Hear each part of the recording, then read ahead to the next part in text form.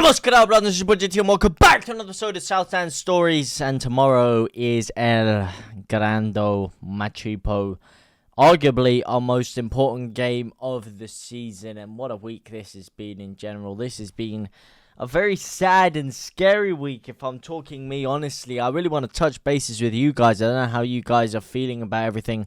I was scouring through, obviously, the comments from my last video, and you guys seemed to actually agree with me for once, which is quite a rare thing.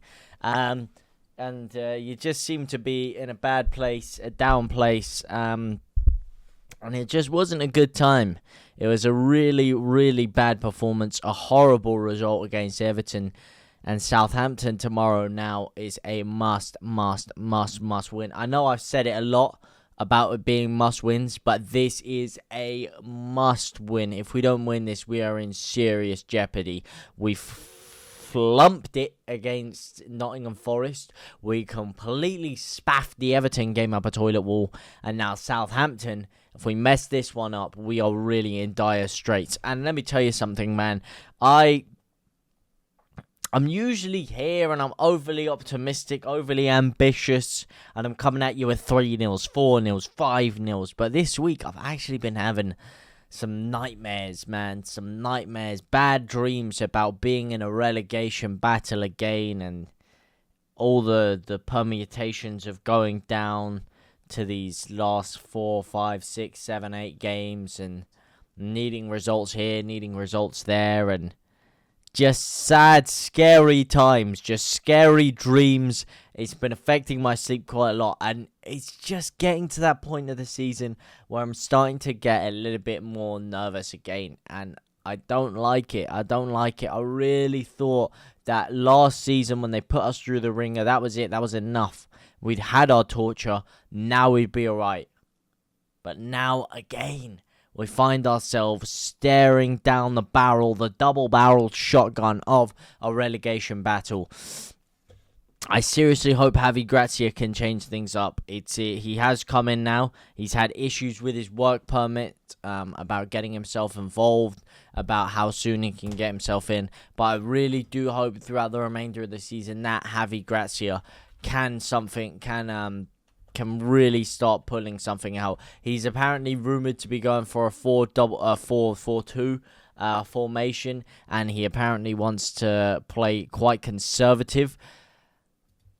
I just don't know. I don't know about it. I'm not 200% convinced yet. I like him. I like some of the stuff he's done. I like some of the stuff he did when he was at Watford and he got them to 11th. I think he was alright at Valencia. It's all hope for me. It's hope. I'm just praying that he can do something, mate. I'm praying that he can do something. I mean, there's stories of crazy things. Him sleeping 2 or 3 hours a night in bed to rescue Leeds and all this crazy stuff. I hope so, mate. In fact, I hope you're getting more than 2-3 hours of sleep, mate, because you need to be sharp and you need to pull something out, because there's a good crop of players there, man. There is a good crop of players, and you should be able to get something out of these guys. You should be able to get something out of these players. There were obviously issues with his permit. Will he play? Will he play? Will he manage Leeds? There are still question marks around it. There's a lot of people believing that there will be, Leeds will still rather be using Scabala at the helm against Southampton. I don't know. I hope Gracia can get himself in there. He is still obviously having the issues. There hasn't been any kind of concrete information coming out of Ellen Road or out of Leeds about this. Obviously, he's got his staff in, and he did have a press conference, and he's been talking about how he wants to help Leeds, but there hasn't been any concrete information so far to suggest that he is necessarily able to take Leeds or manage Leeds this soon. I mean, it's just typical Leeds to get a manager with work permit issues that couldn't even train on his first day at the club. It's just a whole heap of mess, but like I said, I'm going to put all my faith in Javi Gracia. Actually, I haven't spoken to you guys since we signed Javi Gracia. How do you guys feel about it? Are you guys confident about this signing? Do you think he's the man to take Leeds forward? Do you think he is the man to keep us up? I mean, to be honest, forget taking us forward. Forget what he can do in the next year. Can he keep us in the Premier League? Can he keep us? That's all I need from him. I don't care about moving forward. I don't care about the summer. We'll deal with that if and when we get to it. Just keep us up. That's all I need. I don't care if it's the most boring, disgraceful form of anti-football that I've ever seen. Just get it done. Get the results in. Southampton having a little bounce with themselves since sacking Nathan Jones. They've got a result against Chelsea. We have to stop their momentum in its tracks. We have to start building our own momentum. And we have to do the business tomorrow, man. I'm so scared, boys. I'm so scared. Someone give me some confidence here. Someone, not even confidence, just something to relax me. Something to help me ease the pain. Okay? I just can't deal with this. I feel so sick to my stomach, mate. Maybe I'm going to have to start getting some of these tablets down me. Some of these pump enhancers, yeah? I'm going to have to start getting a few of these down me. Because, boy.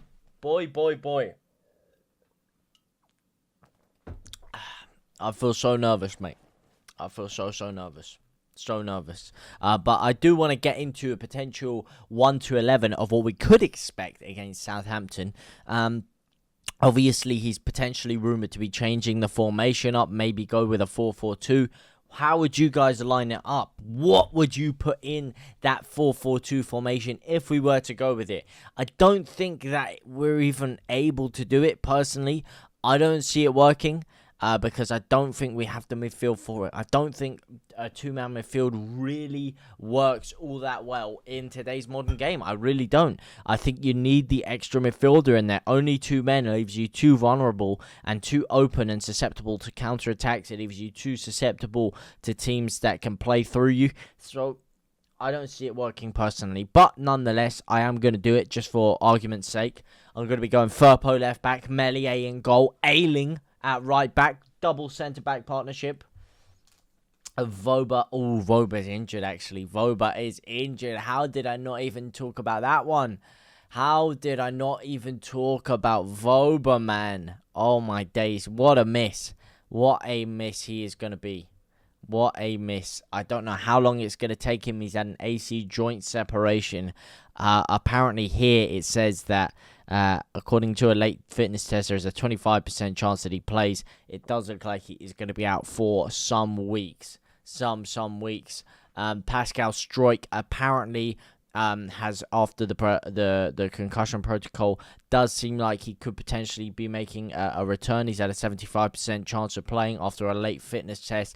Mark Rocker also with a 50% chance of playing. So that does alter things big time, because Voba has been our best defender since he signed from the club, in my opinion.